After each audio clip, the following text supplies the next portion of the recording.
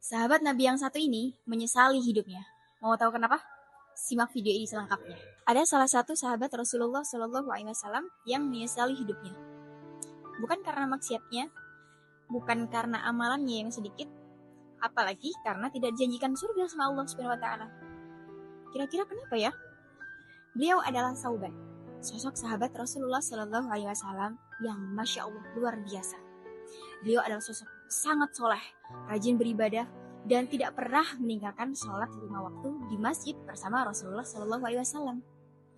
Dan karena kesolehannya tersebut, beliau kalau sholat jamaah selalu ambil soft paling depan dan pojok sebelah kanan. Karena pada umumnya bagian pojok sebelah kanan itu minim singgungan sama orang lain. Jadi dia ingin meningkatkan kekhusyuan dan fokus saat beribadah kepada Allah Subhanahu Wa Taala. Hingga suatu hari, ketika Rasulullah Shallallahu Alaihi Wasallam bersama para sahabat yang lain ingin melaksanakan sholat subuh berjamaah, tidak dijumpainya Sauban. Rasulullah pun bertanya kepada para sahabat, "Kemana Sauban? Adakah engkau melihatnya?" Kemudian para sahabat menjawab, "Kami tidak tahu ya Rasulullah, di mana Sauban berada." Karena saking seringnya bahkan setiap hari Sauban sholat subuh jamaah di situ, Rasulullah memutuskan untuk menunggu kedatangan Sauban. Ingat adab Rasulullah ketika ia menjadi imam, ia menunggu jamaahnya yang paling setia. Namun karena waktu terus berlalu dan waktu subuh hampir habis, Rasulullah memutuskan untuk sholat subuh segera tanpa keberadaan Sauban di situ. Setelah selesai sholat subuh berjamaah dengan para sahabat, Rasulullah Shallallahu Alaihi Wasallam mengajak para sahabat untuk mengunjungi rumah Sauban. Ternyata setelah ditelusuri, rumah Sauban menumpuk waktu selama 3 jam dari ke masjid. Bayangkan, Sauban menempuh waktu selama 3 jam dalam sehari. Dikali 5 waktu. Kalau kita mungkin capek ya, ngeluh gak sih? Sesampainya di rumah Sauban, Rasulullah bertemu dengan istri Sauban. Kemudian Rasulullah SAW bertanya pada istrinya, "Aina Sauban? Di mana Sauban?" Kemudian istrinya menjawab, "Tufiya Sauban ya Rasulullah. Sauban telah wafat ya Rasulullah."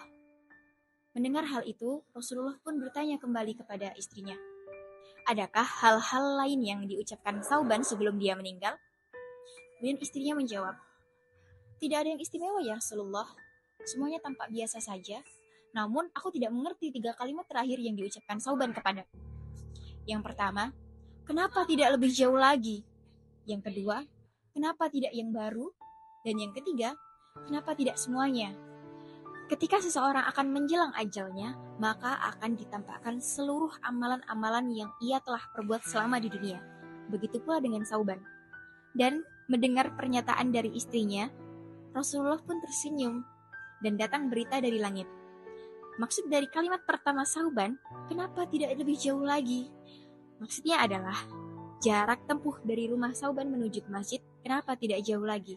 Bukankah langkah pertamanya menaikkan derajat dan langkah keduanya menggugurkan dosa?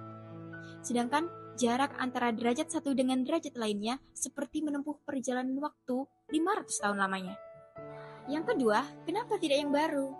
Nah, maksud kalimat ini, ketika Sauban perjalanan menuju ke masjid, beliau bertemu dengan seseorang yang saat itu sedang kedinginan. Nah, saat itu Sauban memakai 2 pakaian. Jadi pakaian barunya ia kenakan di dalam, kemudian ia mengenakan di luar pakaian lamanya. Dan ketika berjumpa dengan seseorang yang sedang kedinginan, ia menyerahkan pakaian lamanya. Sedangkan ia harusnya menyerahkan pakaian barunya. Itulah hal yang mesti disesali oleh Sauban. Kalimat yang ketiga, kenapa tidak semuanya? Maksud dari kalimat ini adalah ketika Sauban berjumpa dengan seseorang yang sedang kelaparan. Nah, saat itu Sauban sedang memegang sebuah roti, memakan sebuah roti. Jadi, satu buah roti tersebut setengahnya diberikan kepada seseorang yang sedang kelaparan tersebut. Nah, Sauban menyesali, kenapa tidak saya sedekahkan saja semuanya bagi orang yang kelaparan tersebut? Nah, udah denger kan kisah Sauban?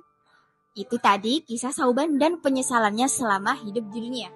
Kita lihat Sauban, dia sahabat Rasulullah. Ibadah udah rajin banget. Amalannya tidak perlu dilakukan lagi.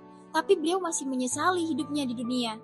Karena dia menganggap amalan-amalannya tidak seberapa dengan pertolongan Allah. Lantas bagaimana dengan kita? Mungkin sholat kita masih bolong, kita masih suka gibah. Adakah nanti yang jadi penolong bagi kita? Lantas, siapa yang menjadi penolong kita kecuali amal kita sendiri? Baik, mulai hari ini kita harus mulai berubah. Berubah jadi baik, berubah jadi solihah, dan sampai jumpa di surga ya.